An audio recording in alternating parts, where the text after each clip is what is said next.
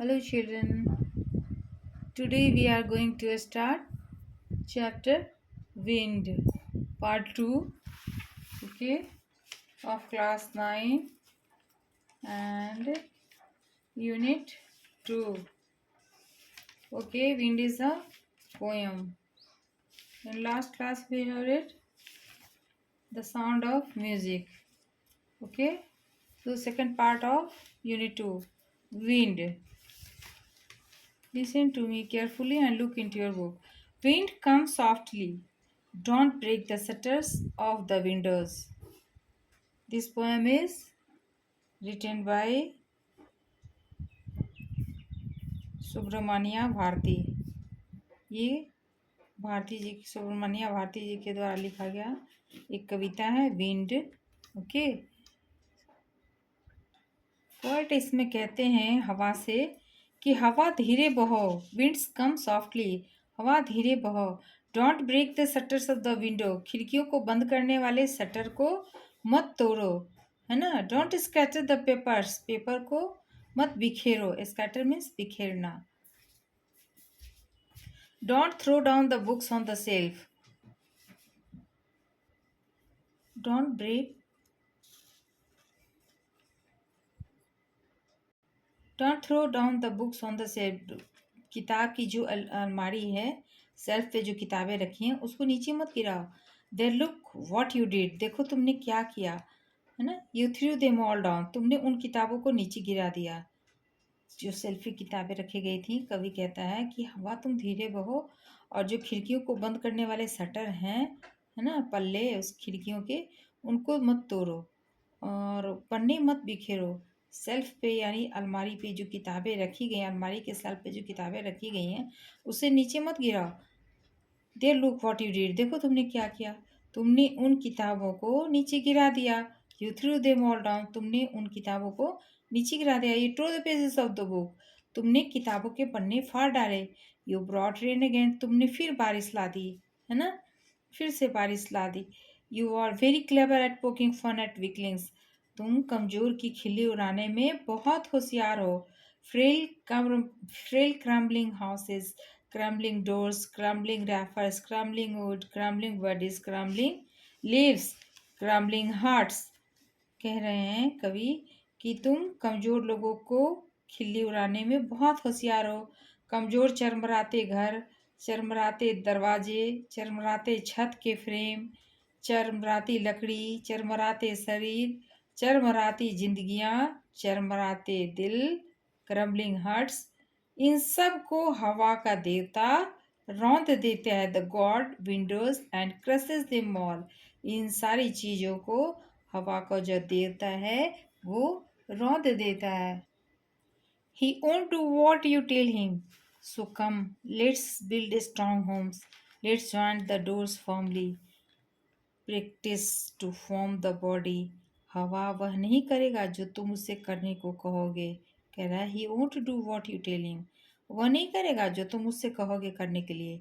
So come let's build strong homes. इसलिए आओ हम लोग अपने घरों को ही मजबूत बनाते हैं. Let's join the doors firmly.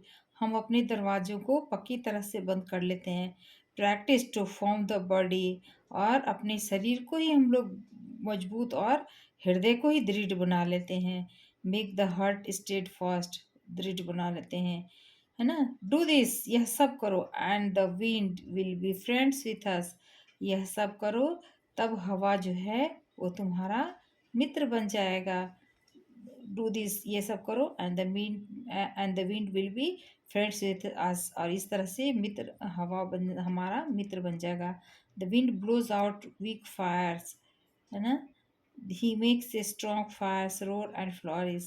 His friendship is good. We praise him every day. हवा का जो देवता है वो कमजोर आग को बुझा देता है और जो तेज आग होती है उसको और अधिक गर्जन भरा और फलता फूलता कर देता है. उसकी दोस्ती अच्छी है इसलिए हम उसकी प्रतिदिन प्रशंसा करते हैं. Okay, look into your book. Next page, question answer. First question is, what are the things the window does in the first stanza? First stanza में जो हमने पढ़ा तो उसमें से बताना है कि हवा क्या क्या करता है. सो you can right answer. In the first stanza wind blows very fast. Full stop.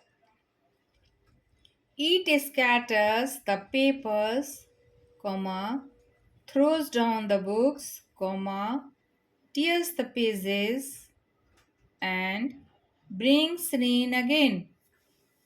Full stop. Last line. It destroys houses and makes fun of weakling. वो क्या करता है? घरों को तोड़ता है और कमजोरों का मजाक उड़ाता है. ये पढ़ा ना हमने फर्स्ट स्टेंजा में. पेपर्स को फैला देता है, किताबों को फैला देता है, बहुत तेजी से हवा चलता है और बारिश भी ले आती है. Okay, now question number second. Look at. Have you seen anybody winnowing grain at home or in a paddy field? Paddy field यानी धान का खेत. तो तुमने किसी को धान के खेत में देखा है? धान में से भूसा अलग करते. वीनो मीन्स धान में से भूसा अलग करना, है ना, जैसे ये लोग कर रहे हैं. तो क्या तुमने बच्चों देखा है किसी को इस तरह से करते हुए?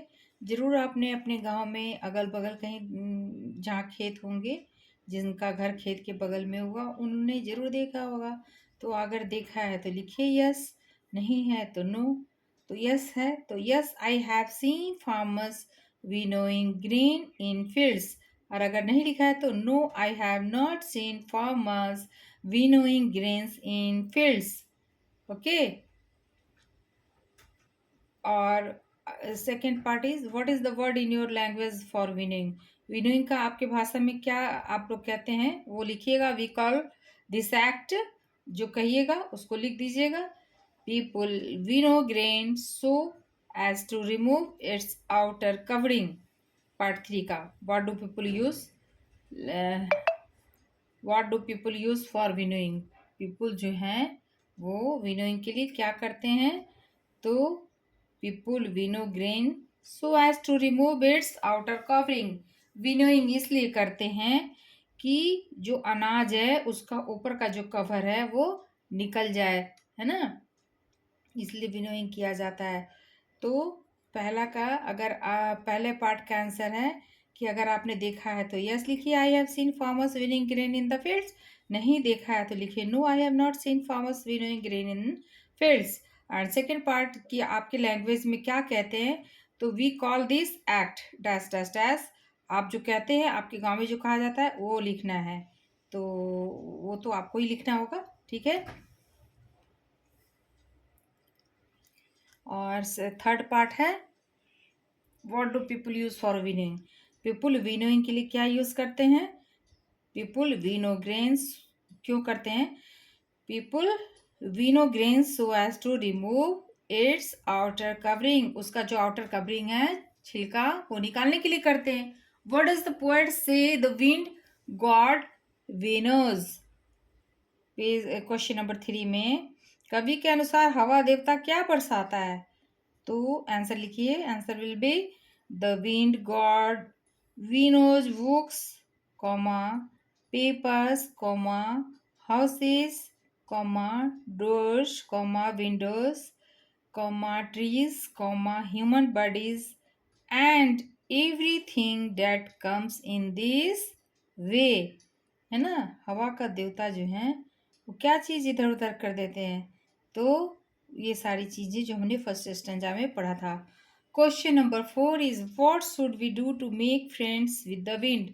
हमें हवा के साथ दोस्ती करने के लिए क्या करना चाहिए? तो हमने पढ़ा था ना कि हमें अपने घर को ही मजबूत करना चाहिए, अपने बॉडी को प्रैक्टिस करना चाहिए फिट रखने के लिए, और अपने हार्ट को मजबूत करना चाहिए.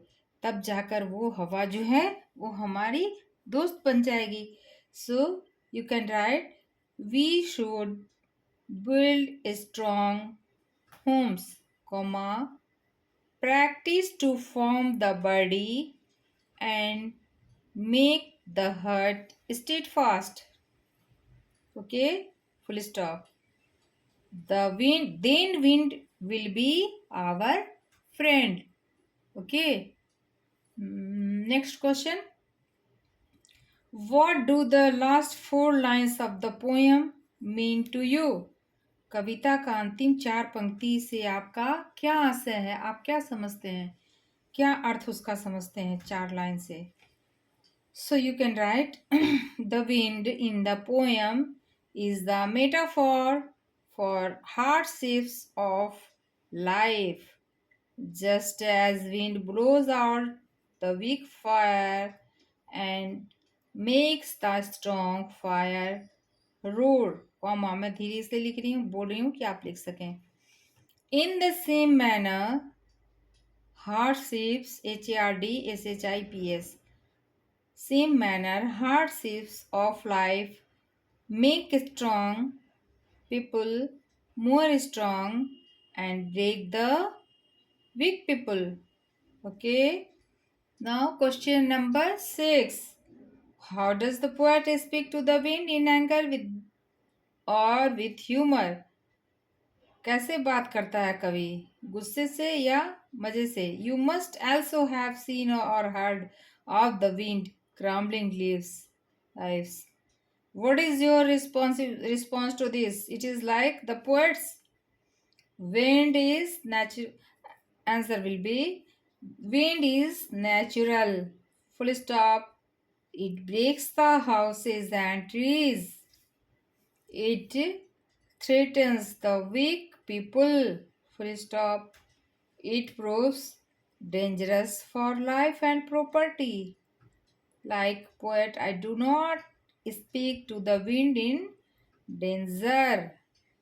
है ना? Full stop. We should make ourselves strong. So your all questions is now completed. Okay. So how do आपको अच्छी लगी होगी, आज समझ में आया होगा, नहीं समझ में आया होगा, then you can comment me. Okay, ask me any questions. फिर मिलते हैं अगले क्लास में अगले चैप्टर के साथ. Till then, bye. Thank you.